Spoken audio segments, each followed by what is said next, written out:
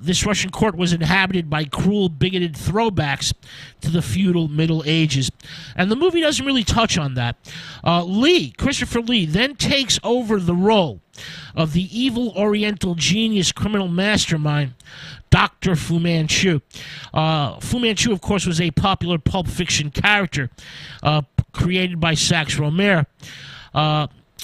Lee takes over the role from Boris Karloff, who, in my opinion, is the definitive Fu. Karloff took over the role from Warner Olin, who also played Charlie Chan. Warner Olin played Fu Manchu in 3 films from 1929 to 1931.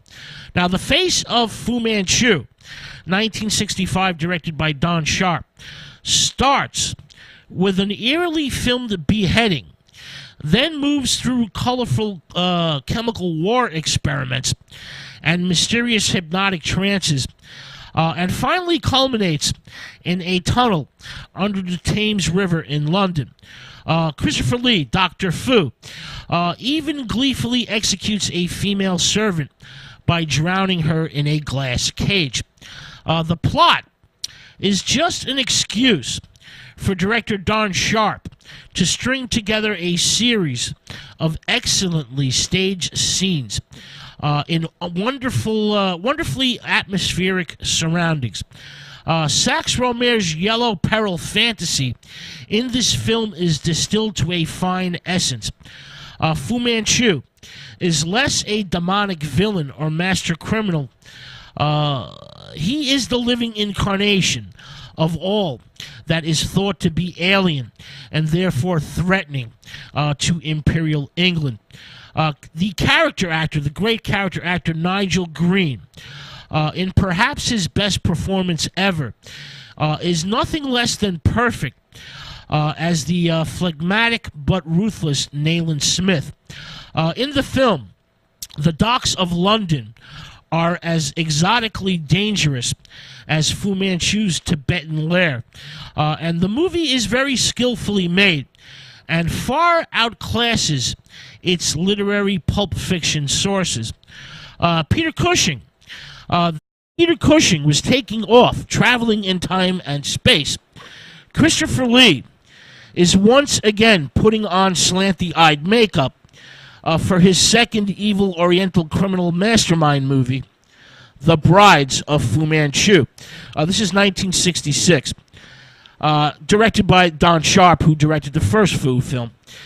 Now, after the commanding performances by Lee as the evil Oriental villain, and Nigel Green, one of the great character actors of his day, as his ruthless but good, opponent, Nayland Smith, and the first film's box office success, director Don Sharp, was given the opportunity to follow up on the characters, and the director adopts a similar, freewheeling approach, but the result is less successful.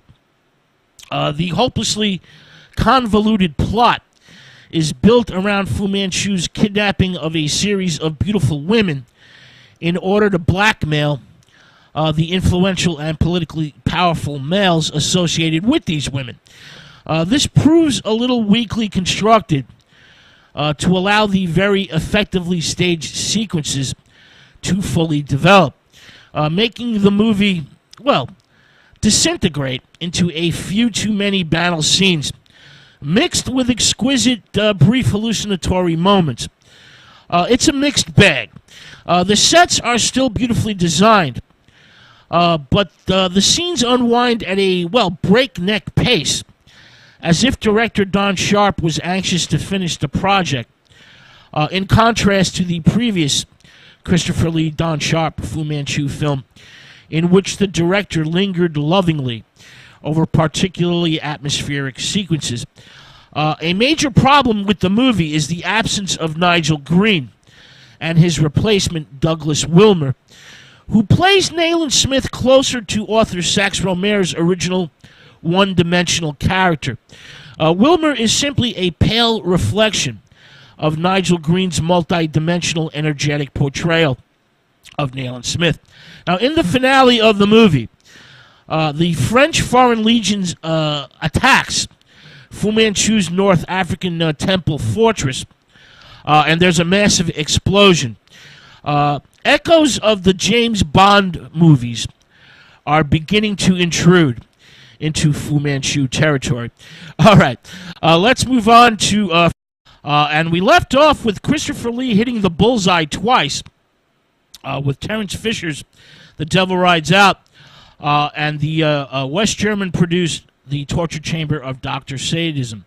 Well, with the next installment of the Fu Manchu series, The Vengeance of Fu Manchu, this is also 1967, directed by Jeremy Summers. The Fu films rapidly disintegrate into standard adventure stories with somewhat racist overtones, and director Don Sharp's light touch is sadly missing. This movie was partially shot in Hong Kong.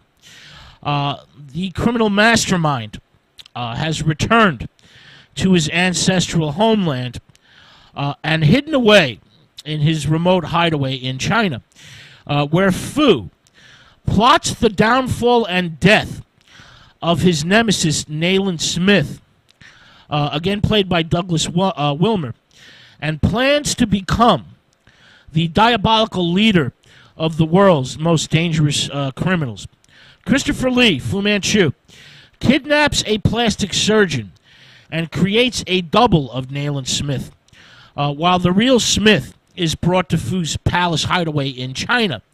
The Nayland Smith double is in a deep state of hypnosis and kills Smith's housekeeper and is then hanged for the crime. The entire world now thinks that Nayland Smith is a homicidal maniac, and of course Christopher Lee, Fu Manchu, is delighted. When a pact is signed by the world's leading criminal bosses and Fu becomes the leader, he now wants to create further doppelgangers or doubles of all his enemies. Smith, of course, escapes, clears his name, and stops an international crime spree. The direction is fast-paced, and the movie is never boring, but it's uninspired, and the series begins to disintegrate with this confused and poorly plotted script. There's lots of torture and sadism in the movie. Branding irons, for example, on young and subtle female flesh. And the performances are professional, but average. With the exception of Sai Chin, who plays Fu Manchu's daughter in Crime. She is utterly beautiful, but evil without any remorse. Up next for Christopher Lee continues his portrayal of the evil criminal mastermind in The Castle of Fu Manchu. This is 1968 for Tilma Terra Film and Italian International Pictures. This is a Spanish-Italian West German co-production. Director Jesus Franco, having finished his series for the West German Aquila Film Company with the rather interesting Necromonicon, 1967, a film which alternates dream and reality to the point where both merge into a fantasy scenario chronicling a sadomasochistic obsession. Well, Franco, after finishing Necronomicon, goes on to collaborate with producer Harry Alan Towers for 7 movies, most of them starring Christopher Lee. It all starts with The Castle of Fu Manchu. Now, the previous Fu Manchu epics had a rather straightforward, if uninspired... the previous one had been, rather uninspired, if not straightforward, adventure movie, with some added cruelty and torture scenes thrown into the mix.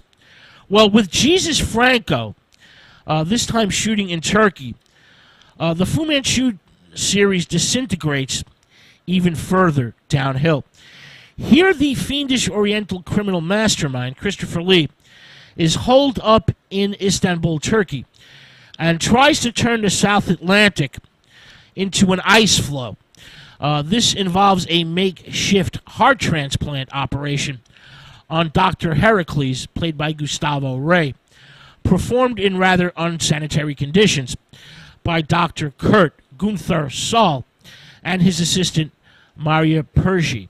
The movie is given a big lift by the familiar faces of Richard Green. There's no more Douglas Wilmer, and Richard Green is a much better actor. He's best remembered for playing Robin Hood on television in the late 1950s. Howard Marion Crawford is also in the movie, and the incredibly beautiful Tsai Chin, who appear again as Nayland Smith, Dr. Petrie, and Fu's slinky and sexy sidekick daughter in crime. Sadly, Christopher Lee himself doesn't have much to do on screen and is wasted. And this film is the weakest in the Fu Manchu series. Peter Cushing then goes on to work final and fifth entry in Christopher Lee's Fu Manchu series, followed next. This is known as The Blood of Fu Manchu, 1969. This also has a number of alternative titles: Fu Manchu and the Kiss of Death, and Fu Manchu and the Keys of Death. This is a Spanish, West German, U.S., and U.K. co-production. This movie is once again directed by Jesus Franco. The movie was shot in Madrid and Brazil and has as its gimmick 10 young women who have been injected with a deadly poison, which causes anyone who kisses them to go blind and slowly die. Nayland Smith, again played by Richard Green, becomes the victim of the Black Widow, played by Shirley Eaton. But Green is saved when with a blood transfusion from the lovely Carmen, played by Frances Kahn.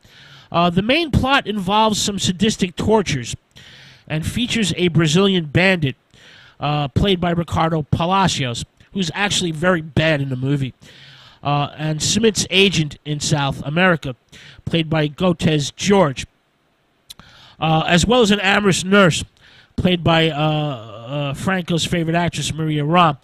One of the directors, eventually, Fu Manchu's, Lee's Amazonian lair is blown up to the accompaniment of voice-over narration.